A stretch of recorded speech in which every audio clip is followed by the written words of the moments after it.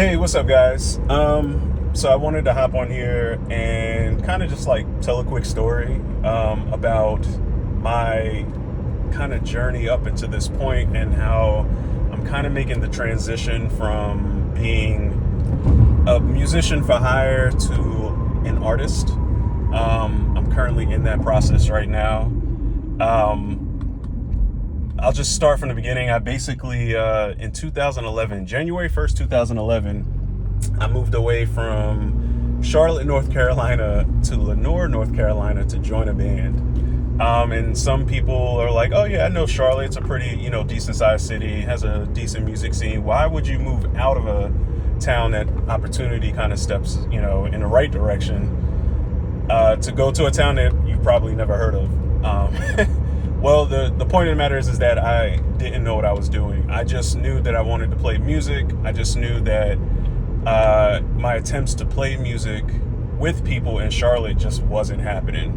It didn't matter that I knew how to play a little bit of bass and do things and stuff like that. It's just like nothing was happening. Like the scene was not, as fruitful for me as it was for some of my peers. So I moved out. I joined a band. In 2011, came to that small town, Lenoir, North Carolina, with just like a pair of jeans, a t-shirt, and like my 4-string Fender bass at the time. And that was like my first encounter with like touring, and I was in this band called Yada2. A lot of people probably have not heard of it, but it was the first band I was ever in. There was 4 of us, drummer, guitar player, 2 guitar players actually, and then me on bass, and then everybody did a little bit of vocals. And it was a lot of fun, man. Like I learned so much, and it was like pretty much like the beginning of what is now.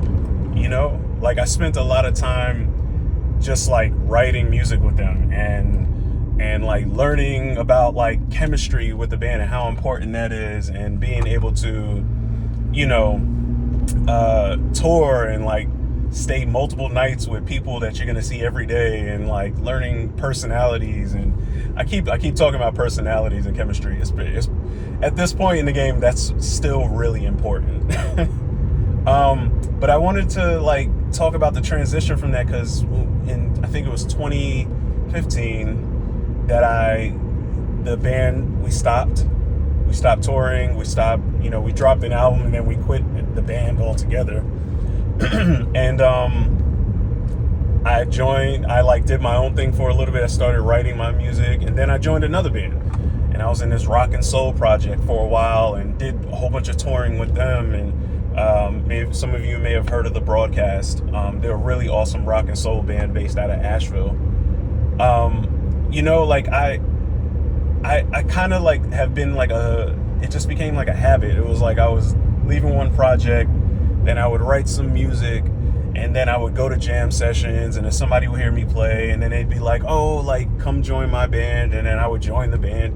And I did that for years, and then I was like realizing like very quickly like how fickle the industry is and how hard it is to like keep that momentum going when you're constantly like building into people, and you got to rely on them to do the right thing and to keep on pushing, and sometimes things don't pan out the way you want to.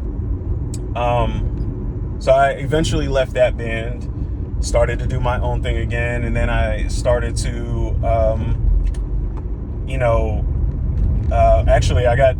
later on I got noticed by Jonathan Scales, and I was asked shortly after that to join that band. I did it. It's great. I'm still in that band. It's great.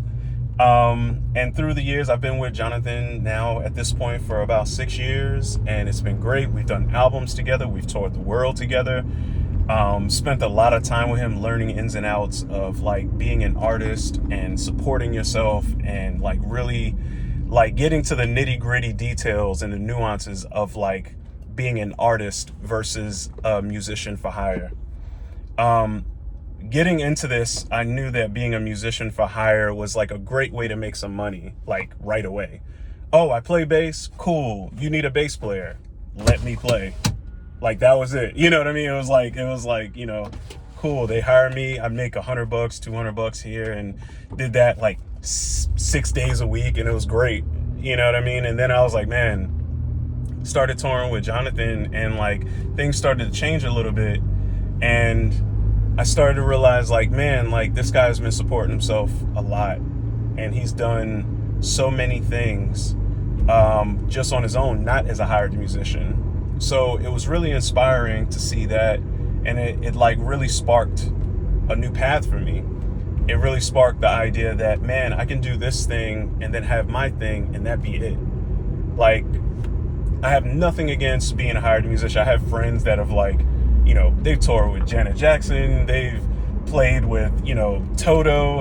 I have friends that have like been all over the world, you know, opening for huge bands, being a part of huge bands, playing with huge artists that are like really doing it up, and it's really great.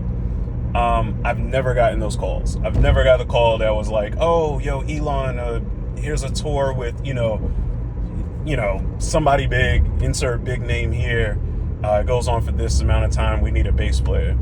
And so I kind of wrote that off. I was like, I guess I'm not that guy. But I love music and I want to keep going. And I started to like plant little seeds, especially when the pandemic hit. All the gigs were shut down. Everything was gone. And then it was like, yo, like, what am I supposed to do? Like, wait for somebody to call me? No, I got to do something in this moment in time. And so what I did was, like, I got my website set up. I could thank my wife for that, because she like really like was like, you got to do something for you. You got to keep investing in you. And like, you know, without her, I probably would have been like, you know, real bitter about music in general. It's hot as hell in here because I turned my AC off so you guys can hear me. So I'm probably sweating like crazy. But so I started, you know, I made my website. I decided to like do a little series called Minute Funk, and I invested more time into that, and hop on YouTube, hop on Instagram, start doing videos. And I quickly started to realize that, like, oh man, like, yeah, I'm not like touring full time anymore, but I'm like creating a little bit of like my own business here, and I'm at the center of it. And that made me feel more fulfilled and made me realize how important it is to invest in yourself. And so like every year, you know, since 2020, each year I've kind of invested more and more into that idea. I've pushed myself in the direction of like, oh, like if I can tour with Jonathan Scales and have my project, I kind of have this really beautiful setup to be successful and sustainable in music. I recently had a conversation with Jonathan. He asked me, you know, like, why do you put the Jonathan Scales Orchestra in such high regard? And I told him it was just like, we have this really great symbiotic relationship where, you know, like I'm playing bass in this project, I'm offering my own creativity and everything, and also I'm doing my own thing, and it's kind of like we're helping each other out to build up our own empires, you know. And I was like, why would I like ruin that? You know what I mean? So it's been really cool to like push in the direction of being more of an artist and less of a gun for hire. I no longer am like waiting for somebody to call me to be like, hey, you know, I need a bass player. And then I make some good money real quick, and then I'm like off for a long time until I get that next call, or hoping that I have something lined up after I'm done. This approach has been better to manage. This approach has been easier to manage than just being a gun for hire. Now, with that being said, I have no problem with being that guy who gets hired for gigs. In fact, I still take gigs. I still, you know, I get that call and I'm like, man, yeah, like I'll play with you, you know, and I really appreciate the times that happens. Sometimes, you know, like I don't have anything on the books, and it's like I can go play music with my friends, get paid, you know what I mean, and have a good time, make some money, you know, and keep it moving. But I know that for the long run, when it comes to the longevity in the game, I found that investing in myself was the best thing I can do. So like I said, every year I've been adding a little bit more. I started an LLC to really like legitimize myself as an artist and as a business. I'm working on an album right now. I've been dropping content on Instagram. I'm doing these videos for you guys to kind of give you an insight of like what's going on with me. And I'm realizing that there's like a million different ways that you can really, capitalize on opportunity as an artist. And I just really enjoy that journey a lot.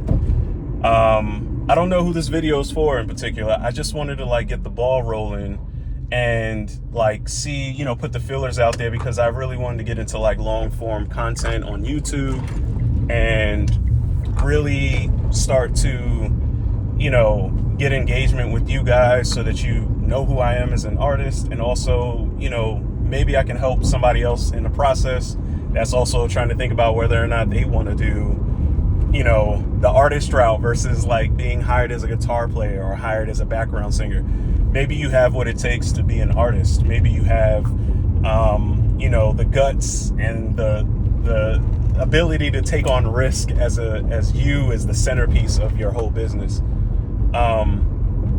And so I hope, in some way this kind of helps. And that's that, I'm not going to hop on here and say, like and subscribe and all of that stuff, even though I just kind of said it just now. But if this is helpful for you, keep up my journey. You can find me on Instagram. You can find me on Facebook. I'm starting to get on the TikTok. I'm on Threads, and I'm constantly talking about my terrible experiences with flights and how I keep on ended up late to places or getting stuck in airports. So if you enjoy that kind of stuff, yeah, you can hear me rant on Threads. But I'm Elon JD. This is The Journey. Peace.